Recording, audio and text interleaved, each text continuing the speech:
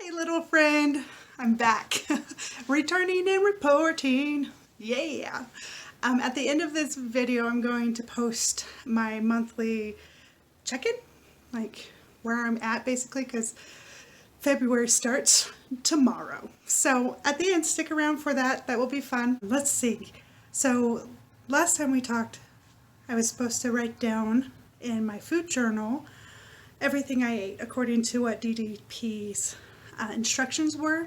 Basically, at the time of eating, you eat, write it down, and you categorize it. Anyways, so I have to say it was so much harder than I expected it to be, because my normal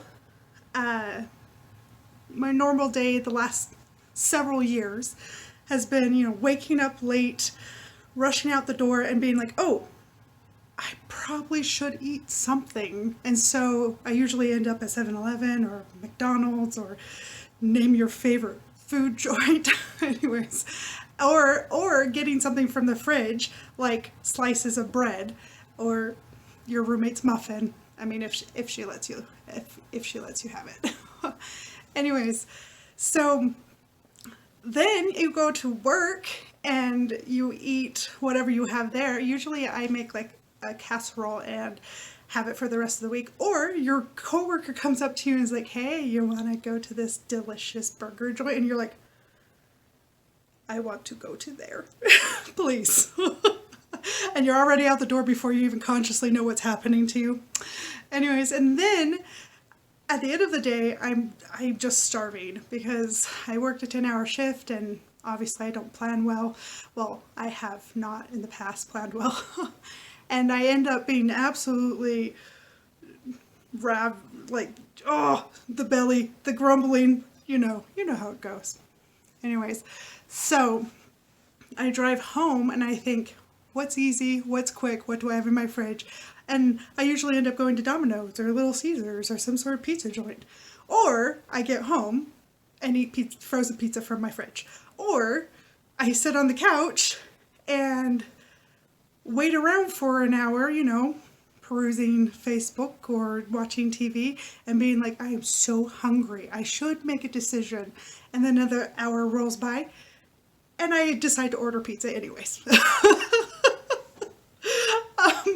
So that's like my new normal. And with writing down my food this last week, it has challenged me in such a way that I did not anticipate. And I think in the past I have done this activity before where I've written down my food, but I've always written it down at the end of the day or like after the fact or anyways, and it's just kind of been like, oh, this is a task. Check that off my list. But this time around, I wrote it down while I was eating, and the fact that I had to be like conscious contact with what I was doing at that single moment was so difficult. It wasn't the fact that I was eating bad or good food, healthy or, damaging. It was the fact that I had to show up and own it and be conscious of it and be aware that this is what's happening. There is a part of me that has been numb to decision making for years.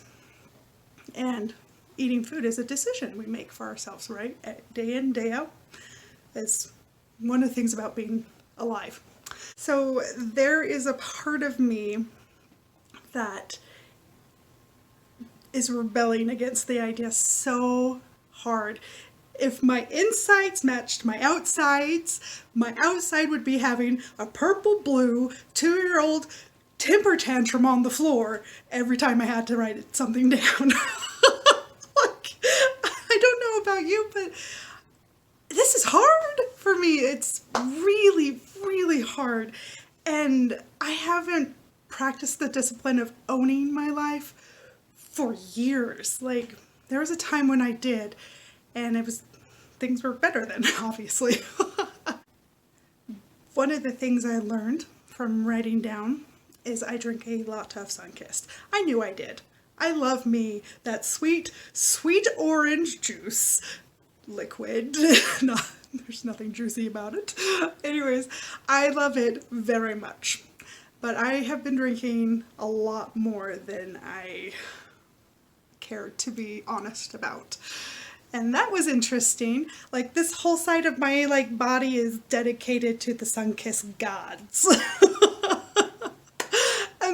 So how this is affecting me currently and how it's going to affect me going forward is I'm going to continue to write things down, because it really is practicing loving myself. About, like, with a little kid, the parent usually doesn't, just because the child's having a tantrum, doesn't like throw them out in the cold and be like, well, deal with it. Like, they stay with the child and work through the problem with them. And that's what I'm going to do with myself. I'm going to stick with it and continue to learn things about owning it and practicing that decision making, because the more I practice it, the better I'll get at it. Anyway, so I'll keep going on that. And then the next week's challenge is to do a written goal plan. DDP has this one called SmackDown, and it basically is an acronym for the steps of goal making. And I'm going to do that. And I've made goals in the last year or two, and I've actually met some of those goals and let others dissipate. You know how it goes. Anyways, so I'm going to do that this week, and it's going to be, I'm going to have to pull out my ability to make goals and keep goals from my deep, deep past, put on my work boots and get to it, because it's a skill that I have not used in a really long time. And I'm excited to practice it, and I'm excited to return and report each week how it's going. I'm really, even though this has been really hard, the writing it down, emotionally, physically, like mentally, this practice, it's been really worth it to me. I've had a sense of honesty, being truthful about what's actually happening in my eating life. And something my mom said to me this week was, the more time you spend with truth, the more it will change you. And so I'm going to continue with that practice. And next week I'll come back and continue with the practice of being honest again. And little friend, I just want you to know that you really are loved, and you're worth that love, and you go live a life where you're loved. Anyways, love you. Bye.